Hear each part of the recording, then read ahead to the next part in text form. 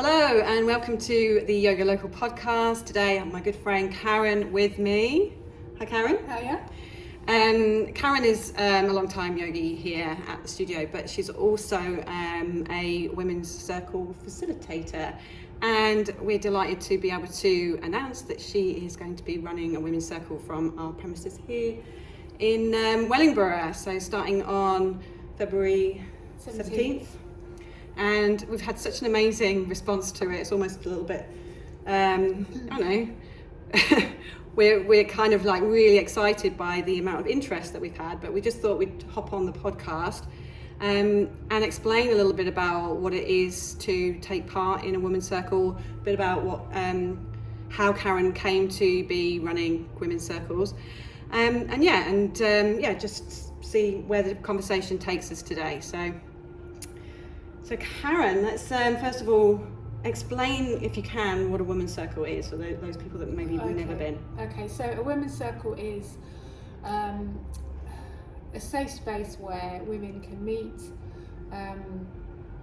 for a couple of hours, talk about things that might be coming up for them, celebrate each other, support one another, and just kind of create that community that. And I'll come on to this later as to how I got there, but to create a community where people feel that they've got a tribe, where they feel that they're supported, and to realise that we aren't alone in the way we feel about things, the way we think about things. 9 times out of 10 when I lead a circle, you'll start thinking of a certain way about the theme or whatever's going on, and then the woman next to you will say something and you're like, oh yeah, and that sparks something in you. It's like, oh yeah, that's why I feel the way I do. Or you sitting there and you watch around the circle and a woman might say, oh, I'm struggling with this part of my life, and before you know it, everybody else around the circle is struggling with a similar thing. And it's just nice to know that first of all you're not alone, and second that other people understand, and it's a place where you can talk about these things and be supportive, and it's just a place to be yourself, to be with other women, and sometimes we laugh, we might cry, everything's welcome, anybody's welcome. We've just been talking about how these kind of offers have come about, and what has prompted this need for these kind of gatherings to happen. And I know you've got a bit of a story about your own reason for starting, and again we were just chatting and Karen said she thought she would be the last person to be hosting a women's circle. Do you just want to speak to that a little bit, because I think that's kind of it's interesting to understand why we all kind of suddenly need this space to come together as women, right? Yeah, 100%. My journey started. I hate that word journey, but there we go. I've said it. The J word. Just over two and a half years ago, and I was struggling with hormones, menopause, the usual kind of things that, well, not the usual, but the things that sometimes come to us at a certain time of life, and I came to realise that having been that sort of person who was, oh no, I prefer the company of men, I communicate better with men, I get on better with groups of men, groups of women frightened the life out of me. You would never have got me voluntarily, going out on a big girls' night out or meeting with groups of women. Yeah, I don't think that's uncommon. No. I think there's a lot of women feel like that, and maybe it's just how we were raised, or it's also the patriarchal kind of upbringing that we've had, and how we've learned to survive, because it's been, to be fair, a man's world, right? 100%, yeah, and we've been taught to judge and compare with one another and each other. So, the kind of the cattiness that you sometimes associate with, or I certainly did growing up, from experiences I had at school. It's like, if I'm not in with the in crowd and one of the cool girls, then, well, that's just not for me. So I came to realise that actually what I was craving or needing was more female connection in my life. And I looked around and thought, well, where can I find that? And this was before I'd even heard of Yoga Local. I hadn't even heard of women's circles or anything like that. And I started to just do a search, and the only women's circle type thing I found was too far away. Right. I thought, I don't really want to travel an hour. And I was just chatting to one of my friends, and she said, well, why don't you set it up? Of course, the immediate reaction is, oh, I can never do anything like that. You must be joking.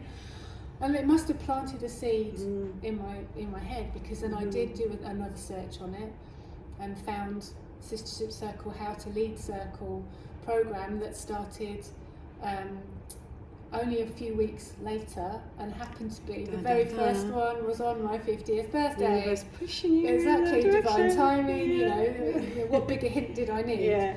So I did the training, which was a baptism of fire. You know, the very first. It was an online one. There was women from all over the world. It was an amazing experience. Yeah. And the very first one was essentially my first taste of women's circle, with some women who knew what circle was, or some women that had been leading circle before. And it was an eye-opener, and I was scared to death, but I did it. And afterwards I thought to myself, actually there is something in this, I need to do this. So I went through the training, and then I held my very, very first circle here. You did, yes. You came, didn't you? I my did. very, very first circle here. And there's been some, you know, confidence bumps along the way, but now I regularly lead a monthly circle outside of Yoga Local, and now I'm so excited to come back home and be doing one from here. So that's how I got to circle, and it's taught me so much about myself. It's taught me so much about the world that we live in, the need for community, not just for, and when I say women, I don't just mean it's just for women, because it's the ripple effect. It's what we learn about ourselves and support with one another in circle. It affects the rest of your life, whether you realise it or not, whether you want to do it consciously or not. And it's the ripple effect. So when we go out, we are reacting or responding differently, or to our family, to our friends, to the people that we meet in our everyday life, and before you know it, it's rippling out, and then maybe that brings more people in, more women in, which affects their. Absolutely. You know, the goal of Sistership Circle is to make circle available for every woman in the world to have a facility to be able to come to some kind of circle. And the tipping point, they say, is 1 million circles throughout the world will shift consciousness, will shift the way the world is operating. That critical mass. The critical mass, and then it becomes like a snowball. Yeah, it's a bit like the whole, you know, if we can get people to meditate, that's kind of where, if we can get so many people to meditate, it's Deepak Chopra's kind of mission, and we'll reach that critical point where, you know, the level of consciousness will raise, and, you know, that's when, you know, as consciousness raises, then we start to find the solutions and the evolution that we're looking for. And interestingly, you know, what really speaks to me about the women's circle and allowing women to rediscover the parts of themselves that maybe have become suppressed over time, not honoured, not celebrated. This all speaks from a yoga perspective in terms of that feeling of wholeness. Like, if we're not embracing all of who we are, you know, we're very resilient. We've learned all these strategies to protect us, to keep us safe, to help us to navigate the world that we're in. But there does come a point, and it doesn't matter how much you do to try and deny the feminine that is within us all, then you are going to, in some way, feel distant and separate from yourself. And, you know, from a yoga perspective, like, wholeness is the goal. Wholeness is that ultimate way that we thrive. So for me, it's about, it's providing another tool for us as yogis, as practitioners, to explore this side of us that may have been not overlooked or not explored and not brought forward. And I think that's how we learn to accept ourselves. It's how we start to love ourselves, and that's nicely moved me forward. You see how I did that there? Nicely. That was like seamless. So next month is Love Month. It's February. You know, so shoot me. Yeah, it's February, so we kind of use the theme of what people are thinking about Valentine's Day. I know it's commercial, but it doesn't have to be how we practice love, and like being able to give yourself time, whether it's through a yoga practice, whether or not it's coming to Circle. It's that act of self-care that informs your mind, body, spirit, that you're important, that you matter. There's that element of self-love. That is a requirement for us to go any further in our pursuit of union and self-awareness and self-actualization. And I know you're going to be helping to, so it's not going to feel separate, these classes, although they're not yoga classes. It's all about embodying and enabling people to find their true selves, right? And so Karen is going to be working with us to bring those themes forward so that it really connects with what you're doing in your yoga practice.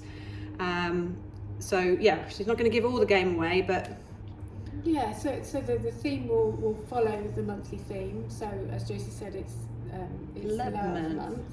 So it's going to be around self-love, you know, the fact that you're giving yourselves the time and space to say, yeah, actually I'm worth spending some time here, and how can I rediscover that, or what does that mean to me? What does, you know, just hearing the word self-love, maybe that brings something up in you, you know, good or bad, it doesn't matter. And that's what Circle is. It's good or bad. It's, you know, there's no, it's curiosity, isn't it? It's like, I didn't realize that was something that was like really making me repel, or, you know, or move towards. And we're all kind of different in our approach. Some of us are leaning towards, some of us are backing off. That's it, or running for the hills. But it's just a space where it gives you the opportunity to step back or to dive in, whichever way you need to go, and go, that's why I feel the way I do. That's maybe why I think the way, I didn't even realise I thought that way. And that might come because of the questions that we're maybe journaling on, or the visualizations that I lead you through. Things maybe come to mind that you wouldn't do in your ordinary life because we're busy. It's saying, right, okay, now is the time to just stop and just feel, or think, or just be, or, you know, you don't even have to, everything at Circle is an invitation. So you can come and talk, or you can come and listen. You can just be, or you can listen to some of the other women, and, you know, it might be that, you know, I'm next to Josie and Josie says something that sparks something in me, and go, oh yeah, that's how I feel, and I couldn't put words to it, or I've never thought about it in that way, and then that gives me something to think about in Circle, but to take with me outside of Circle. So it's just like yoga. It's not just come to Circle, there you go, it's all done, and maybe it is. Sometimes it is. Sometimes it's okay, no, I'm done. I kind of figured that bit out, and I'm okay with that. Sometimes it gives you something to take away with you, to either weave into your daily life and realise that maybe that's how you're thinking or responding or acting, or an awareness of, you know, maybe I need to bring more self-love into my life. How can I carve out 10 minutes a day for some meditation, or to go for a walk, or for some yoga practice, or massage, whatever. Like a massage, whatever, exactly. That's self-love. That's actually, it's okay, I deserve to have that time. Yeah, so it really has the same fundamental principles, and you know, I think it's just such an amazing addition to what we're kind of working towards here. And you know, it's just creating this ability for us to have this committed daily practice, and it doesn't have to be spiritual. You know, it might move that way. You know, I'm gonna like put my cards on the table. I think, you know, I believe we're all spiritual beings, and if we deny that part of ourselves, then again we're going to feel a little bit disconnected. But I appreciate that some of us are just moving towards that understanding that, you know, it's not, sometimes it's just like opening a door that we weren't prepared to step through previously, and then that gives us like this whole new perspective from which to then navigate our next choices. And you know, the practice of yoga is constantly helping us to unlock and move past the obstacles that are holding us back from growth. And if connection is something that is blocking your growth, if your disconnect from women, we were talking about this again earlier, weren't we? Because like back in the day, not that long ago, we would be so much more supported by our families. Our lives are so separate now. Our aunts, most of my aunts, bless them, I love them, but I don't see them, they're abroad. So I can't lean on them. And grandparents and even our parents, right, they can be the other side of the world, and sisters. And that opportunity to learn off each other, and especially I think as you're getting older, like I think back in maybe 100 years ago, the older the matriarch would be celebrated and their wisdom sought after, and you would naturally have this space where you would be hanging on the word of your elders and getting that multi-generational input that helps you to understand yourself as a woman. And if we can kind of like replace some of that kind of conversation that's lost, I think that's just an amazing thing to do. Is that give it because that's what I kind of think it's going to be about, is replacing that missing female connectivity. It is, and it's learning, the circle that I've been to before, that I've held before, it's all ages. I had an expectation that it would be women of a similar age to me, and that's just blown it completely out of the water. So it's for any age, it's for whether you've been to circle or not, it's whether you have sisters and mothers and that you're close to, or you don't. It's a different way of connecting with other women, and I just think if you've never tried it, just come with curiosity, open heart, open mind. That's all you need. That's all you need to come with, and just be open to just see. It's not scary, it's safe, it's supported, you don't have to do anything you don't want to do, and anything we do isn't scary. We're not dancing naked round flames or anything like that. Well, some people are going to be some are going to be disappointed. Maybe give me a couple of months and we'll get to that. But at the moment, it's just really just talking, supporting. A bit of meditation, journaling, and I mean, I would expect, I see people coming through this door, and it takes a lot of courage to come into an environment, no matter what environment that is. If it's something new that you haven't experienced before, I would expect some level of nerves, of being a little bit on your guard. So the thing is, face the fear and do it anyway. Face the fear and do it anyway, and you'll feel so much more. Once you come into this environment, you'll just feel the support. You will. And then hopefully that will give you that kind of reassurance to then come back and then keep opening yourself up to the experiences that are available. And just circling neatly back to what we were saying before, you're getting good at this, aren't you? I should do this more often. Just think about if you're nervous and you're apprehensive, and maybe it's excited nervous, which is a good nervous. Every other woman that's walking through that door feels the same way. Feels exactly the same. Yeah. Every single one, I can guarantee it. Yeah. Because the people that are coming to the first circle, I think almost all of them have never been to a women's circle before. And even if they have, they've never been to this one before. So do it. Okay, so hopefully that's whetted your appetite. I think there are at the time of doing this podcast, I think there was just 2 spaces left. But please pop yourself on the wait list, because if somebody does drop out, it will automatically give you the reminder that you can then jump on. The one in March is already on the timetable as well, I believe. So if you really kind of don't want to miss out, then just jump on to the next one in March. And if you've got any questions, I'm sure either I or Karen would be happy to answer them. Just pop something in the comments or email us at info@yogalocal.co.uk. And we hope to see you at Circle soon. Yeah. Bye for now.